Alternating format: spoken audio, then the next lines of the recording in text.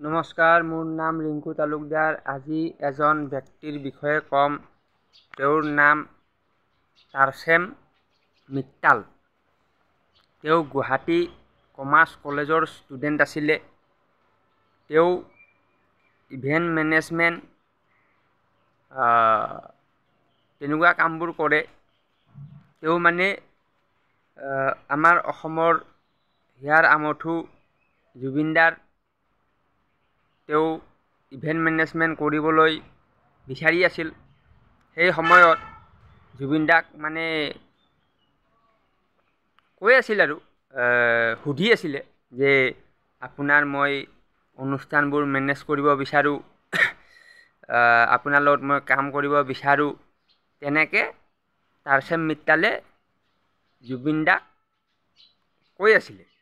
যেতিয়া বাৰে বাৰে কৈ আছিলে তেতিয়া জুবিনদাই এদিন ক'লে যে ঠিক আছে, তুমি অহাকালি ৰাতিপুৱা 4টা বজাত আহি যাবা। তো ঠিক সেইমতে তাৰছেম মিট্টালে ৰাতিপুৱা 4টা বজাত আহি গৈছে। তাৰপিছত যেতিয়া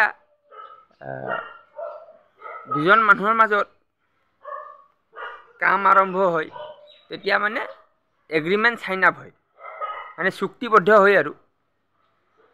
তো সেই 4টা বজাত যে মাতিলে তেতিয়া সেই ল'ৰাজনক, যিজন মিট্টাল, এই তাৰছেম মিট্টাল নামৰ ল'ৰা, তাক মানে এটা জেগাত লৈ গ'ল।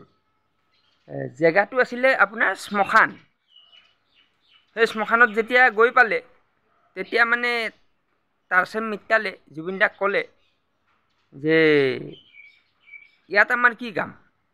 সেই শ্মশানত সুধিছে আৰু শ্মশানটো আৰু জানে আৰু তাত আৰু মানে গোটেই মানুহ চানুহ জ্বলাই এইবোৰেই হয়তো। তো তেতিয়া মানে জুবিনদাই ক'লে যে যেতিয়া তুমি মৰিবা তেতিয়া মই তোমাক মুখাগ্নি কৰিম, আৰু যেতিয়া মই মৰিম তেতিয়া তুমি মুখাগ্নি কৰিবা। তো মানে এইটোৱে মানে আমাৰ এগ্ৰিমেণ্ট, লিখিত নহয়, মৌখিক আৰু। তো এতিয়া কথাটো হ'ল কি, সেইটোৱে কৈছিলে যে আমিনো আৰু কি এগ্ৰিমেণ্ট চাইন আপ কৰিম, কিনো এইবোৰ কৰিম, আমাৰ এগ্ৰিমেণ্ট এইটোৱে আৰু। তো সেনেকৈ কামত লৈ ল'লে। তাৰমানে কথাটো হ'ল কি, তুমি যিহেতু মোৰ লগত কাম কৰিবা, একদম মই মৰাৰ দিনালৈকে থাকিব লাগিব, তোমাৰো মই একদম মানে লাষ্টলৈকে সেয়া কৰিম, তোমাৰটো মই চাম, মোৰটো তুমি চাবা, সেইটোৱে আৰু সহজ ভাষাত। তো এতিয়া কথাটো হ'ল কি, এই তাৰছেম মিট্টাল নামৰ ব্যক্তিজনে এই যে জুবিনদাৰ মানে সৰলতা, উদাৰতা, এইবোৰৰ মানে সুযোগ ল'লে।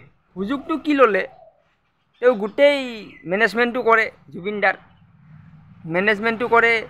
যিমান মানে অনুষ্ঠানত ধৰক ক'ৰবাত অনুষ্ঠান কৰিলে পইচা পালে, সেই পইচাটো তেওঁ লৈ মানে আয়োজক কমিটিৰ লগত কথা চথা পাতে, বন্দবস্ত কৰে, পইচাটো লৈ।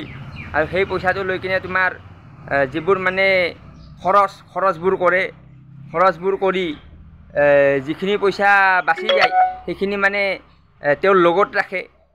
আৰু যেতিয়া জুবিনদাই মানে সোধে তেতিয়া হিচাপটো দিয়ে, ইমানেই আৰু। তো মানে এই যিজন তাৰছেম মিট্টাল, তেওঁ কি কৰিলে, জুবিনদাৰ এই পইচাবোৰ নিজৰ লগত ৰাখে, এইটোতো বাৰু ক'লোৱে। আৰু যিবোৰ মানে চেনেল আছে, এইবোৰ চেনেলবোৰত মানে কিবা কিবি থাকে আৰু। তাৰমানে সেই চেনেলবোৰত যিবোৰ মানে গান চান গায়, এইবোৰ বিভিন্ন ইণ্টাৰনেটত এইবোৰ আছেতো, তেওঁলোকৰ যিটো মিউজিক কোম্পানী, এইবোৰ মানে তেওঁৰ নামত কৰিছে। মানে নাম জুবিনদাৰো আছে আৰু তেওঁৰো নাম আছে। ইয়াত কাহিনীটো হ'ল কি, তেওঁ হৈ গ'ল পাৰ্টনাৰ, মানে তাৰছেম মিট্টাল, আৰু জুবিনদা হৈ গ'ল ডেজিগনেটেড।